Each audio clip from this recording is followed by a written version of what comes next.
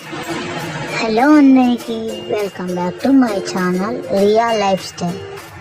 ముందుగా ప్యాన్ పెట్టుకొని ప్యాన్లోకి 3 టేబుల్ స్పూన్ల ఆయిల్ వేసి ఆయిల్ బాగా వేడెక్కాక అందులోకి 1 టేబుల్ స్పూన్ ఆవాలు, కరివేపాకు, 2 ఎండుమిరపకాయలు, 4 వెల్లుల్లి రెబ్బలను వేసి బాగా కలుపుకోవాలి.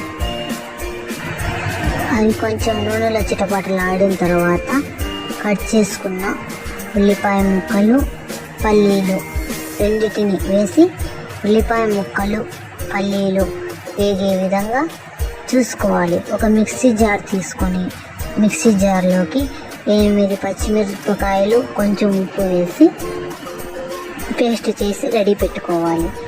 ఈ ఆనియన్స్, పల్లీలు బాగా వేగాక ఆ పచ్చిమిర్చి పేస్ట్ను, మనం మిక్సీ పట్టుకున్న పచ్చిమిర్చి పేస్ట్ను కూడా ఈ పోపు మిశ్రమంలో వేసి పచ్చిమిర్చి పేస్ట్ బాగా వాటన్నిటిలో కలిసే విధంగా బాగా కలుపుకోవాలి. పచ్చిమిర్చి పేస్ట్ వేసిన తర్వాత ఆ పచ్చి వాసన పోయే వరకు బాగా కలుపుకోవాలి. ఆ మొత్తం ఆయిల్లో మొత్తం పట్టేసిన తర్వాత 1.5 స్పూన్ పసుపు వేసి పసుపు కూడా వాటన్నిటికీ పట్టే విధంగా బాగా కలుపుకోవాలి. పసుపు కూడా యాడ్ చేసి వాటిలో బాగా ఫ్రై అయ్యే విధంగా చూసుకోవాలి.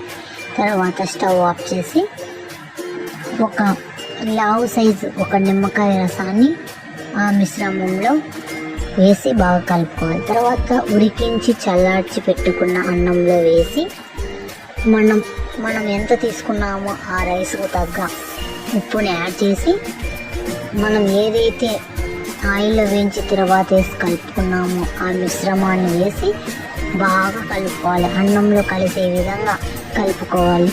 తర్వాత ఉప్పు, కొంచెం పులుపు అన్నీ సరిపోయినా చేసి సర్వ్ చేసుకొని తినేయడమే. ఎంతో టేస్టీకరమైన లెమన్ రైస్ రెడీ.